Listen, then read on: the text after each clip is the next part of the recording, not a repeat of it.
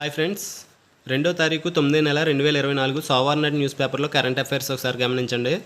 బెజవాడ గజగజ అని చెప్పి ఒక ఆర్టికల్ రాయడం జరిగింది. బంగాళాఖాతంలో ఏర్పడినటువంటి వాయుగుండం కారణంగా రాష్ట్రంలో అతి భారీ వర్షాలు కురవడంతో విజయవాడ నగరం వరదల్లో చిక్కుకోవడం జరిగింది.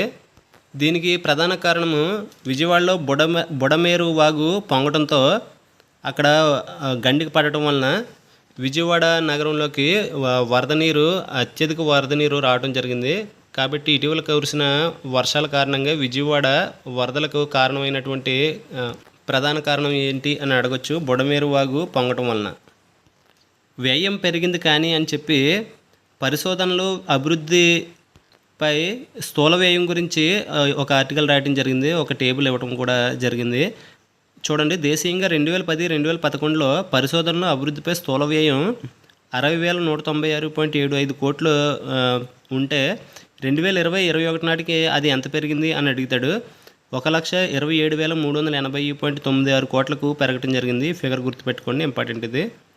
2020-2021 భారతదేశ స్థూల పరిశోధనలు అభివృద్ధిపై స్థూల వ్యయం ఎవరు వాటా ఎంత అనేది కూడా ఇక్కడ పట్టికలో ఇవ్వటం జరిగింది. చూడండి, 2020-21లో పరిశోధనలు అభివృద్ధిపై స్థూల వ్యయం కేంద్ర ప్రభుత్వ వాటా ఎంత అని అడుగుతాడు. పర్సంటేజ్ 43.7%. అదేవిధంగా ప్రైవేట్ రంగం వాటా ఎంత అని అడిగితే 36.4%. మరియు రాష్ట్ర ప్రభుత్వాల వాటా ఎంత అని అడుగుతాడు. ఇంపార్టెంట్, రాష్ట్ర ప్రభుత్వాల వాటా 6.7%.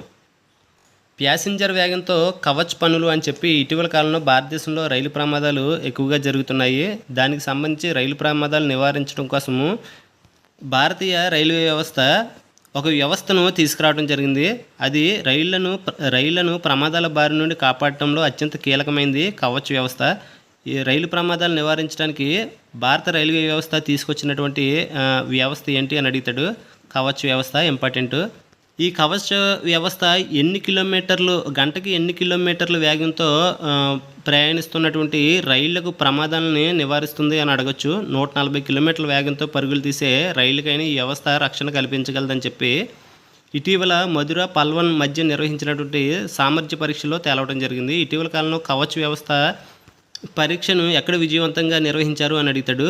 మధుర పల్వన్ మధ్య నిర్వహించినటువంటి సామర్థ్య పరీక్ష గుర్తుపెట్టుకోండి, ఇంపార్టెంట్.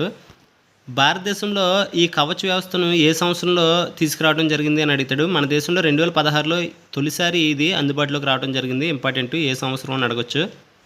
ప్రజెంట్ కేంద్ర రైల్వే శాఖ మంత్రి పేరు ఏమిటి అని అడుగుతాడు. అశ్విని వైష్ణవ్. ఇటీవల కాలంలో జరిగినటువంటి 2 ప్రధాన రైలు ప్రమాదాల గురించి రాయడం జరిగింది. ఒకటి, ఒడిశాలోని బహానాగా బజార్ దగ్గర కోరమండల్ ఎక్స్ప్రెస్ ఘోర ప్రమాదానికి గురైంది. తర్వాత ఇటీవల పశ్చిమ బెంగాల్లోని సియాల్దా కాంచనజంగా ఎక్స్ప్రెస్ ప్రమాదానికి గురవటం జరిగింది. ఈ సియాల్దా కాంచనజంగా ఎక్స్ప్రెస్ను ఓ గూడ్స్ రైలు ఢీకొనడంతో పెను ప్రమాదం జరగటం జరిగింది. గుర్తుపెట్టుకోండి, ఈ 2 ప్రమాదాలు ఎక్కడ జరిగాయి అని అడగచ్చు. జీఎస్టీ వసూళ్లు 1.75 లక్షల కోట్లు అని చెప్పి ఒక ఆర్టికల్ రాయడం జరిగింది. ఆగస్టు నెలలో జీఎస్టీ స్థూల వసూళ్లు ఎంత వసూలైంది అని అడుగుతాడు. ఆగస్టు నెలలో జీఎస్టీ స్థూల వసూళ్లు 1.7 లక్షల కోట్లకు చేరడం జరిగింది. జూలై నెల జీఎస్టీ వసూళ్లు కూడా ఎంత అని అడగచ్చు. 1.82 లక్షల కోట్లు. వాయిదాల సంస్కృతిని మార్చండి అని చెప్పి భారతదేశ రాష్ట్రపతి ద్రౌపది ముర్ము న్యాయవాదులకు తెలపడం జరిగింది. 2 రోజులు జూలై 31, ఆగస్టు 1వ తారీఖున 2 రోజుల జిల్లా న్యాయ వ్యవస్థల జాతీయ సదస్సు జరిగింది. ఎక్కడ జరిగింది అని అడుగుతాడు. న్యూఢిల్లీలో జరగడం జరిగింది.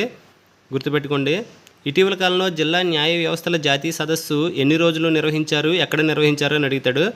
డేట్లు కూడా జూలై 31, ఆగస్టు 1వ తారీఖున 2 రోజుల పాటు జిల్లా న్యాయ వ్యవస్థల జాతీయ సదస్సు న్యూఢిల్లీలో నిర్వహించడం జరిగింది.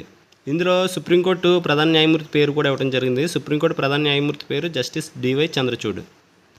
కిమ్కు పుతిన్ కానుకగా 24 గుర్రాలు అని చెప్పి ఒక ఆర్టికల్ రాయడం జరిగింది. ఇక్కడ రష్యా అధ్యక్షుడి పేరు ఇవ్వడం జరిగింది, వ్లాదిమిర్ పుతిన్. అదేవిధంగా ఉత్తర కొరియా అధ్యక్షుడి పేరు కూడా ఇవ్వడం జరిగింది, కిమ్ జోంగ్ ఉన్. ఇక్కడ కేంద్ర పౌర విమానయాన శాఖ మంత్రి పేరు ఇవ్వడం జరిగింది, కె రామ్మోహన్ నాయుడు. ఛాంపియన్ క్రీడల విషయానికి వస్తే ముఖ్యమైన విషయాలు ప్రజెంట్ పారా ఒలింపిక్స్ జరుగుతున్నాయి. పారా ఒలింపిక్స్లో 2024 ఏ దేశం ఆతిథ్యం ఇచ్చింది అని అడుగుతాడు. ఫ్రాన్స్ పారిస్ నగరంలో జరుగుతున్నాయి. పారా ఒలింపిక్స్ భారతీయ క్రీడాకారులు కొంతమంది పేర్లు ఇవ్వడం జరిగింది. ఆ పేర్లు గుర్తుపెట్టుకోండి. ఏ క్రీడకు సంబంధించినటువంటి క్రీడాకారులు అని అడుగుతారు. నితీష్ కుమార్ బ్యాడ్మింటన్కి సంబంధించినటువంటి క్రీడాకారుడు. అదేవిధంగా సుహాన్ కూడా బ్యాడ్మింటన్ క్రీడాకారుడు. అదేవిధంగా తులసిమతి మరియు మనీషా భారత పారాలింపిక్స్ క్రీడాకారులు. సూర్య చరిష్మకు టైటిల్ అని చెప్పి ఒక ఆర్టికల్ రాయడం జరిగింది. మహారాష్ట్రలో పూణేలో జరిగిన అంతర్జాతీయ జూనియర్ గ్రాండ్ ప్రీ బ్యాడ్మింటన్ ట్రోఫీలో విజయవాడకు చెందినటువంటి తమ్మిరి సూర్య చరిష్మ విజేతగా నిలవటం జరిగింది. గుర్తుపెట్టుకోండి. ఇటీవల కాలంలో అంతర్జాతీయ junior grand prix badminton tourney ఎక్కడ నిర్వహించారు 2024లో అని అడుగుతాడు. మహారాష్ట్ర పూణేలో నిర్వహించడం జరిగింది. ఈ అంతర్జాతీయ junior grand prix badminton trophy 2024లో విజేతగా నిలిచినటువంటి క్రీడాకారుడు ఎవరు అని అడుగుతాడు. తమిరి సూర్య చరిష్మ. ప్రజెంట్ టెన్నిస్లో యుఎస్ ఓపెన్ జరుగుతుంది. యుఎస్ ఓపెన్ ఏ గ్రౌండ్లో నిర్వహించే ట్రోఫీ అని అంటే గ్రాస్ కోర్ట్లో నిర్వహించేటటువంటి ట్రోఫీ.